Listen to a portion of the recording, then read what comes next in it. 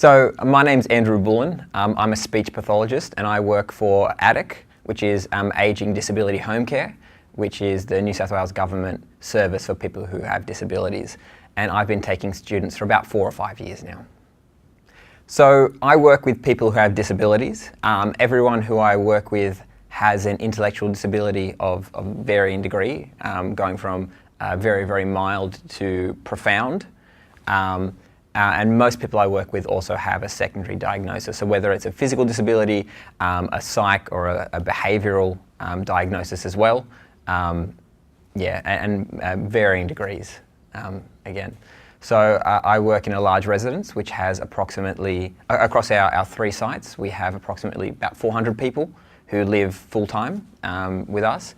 And we also have one group home that we service in the community for people who are part of the criminal justice program or who also have intellectual disabilities.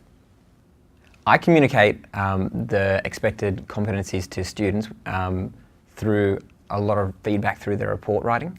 I'm quite picky when it comes to reports, so what will happen is a student will send me a report, I'll send it back to them with a lot of feedback on it.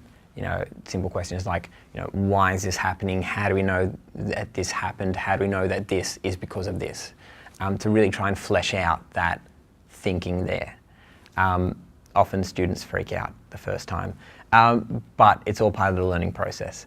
And through that, students start to get the idea that, hey, we need to provide why, we need to know why, you know, we're saying this, rather than just listing a whole bunch of things.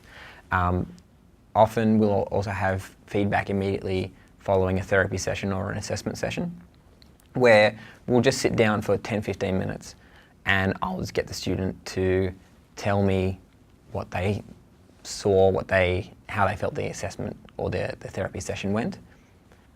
I use the compass to help my giving feedback to students, in that first I get the students to fill it out so they have an idea and they have to think through where they think they are in relation to, say, an entry-level new grad position. Then what will happen is I'll go through it with them at mid-level, and we'll sit down and we'll chat through, and that can often take up to an hour, just going through and just chatting about, okay, why have you put yourself here? This is where, you know, I would see someone who's, you know, at your level being. So someone who's asking the questions, why, how, you know, really looking at the person in a holistic kind of way. This is where I'd see them being. So in order to get to, you know, where we want to be at the end of placement, these are the things that you need to show me. And I'll be very specific. So it'll be things like, you need to show me that you've got that independent thinking.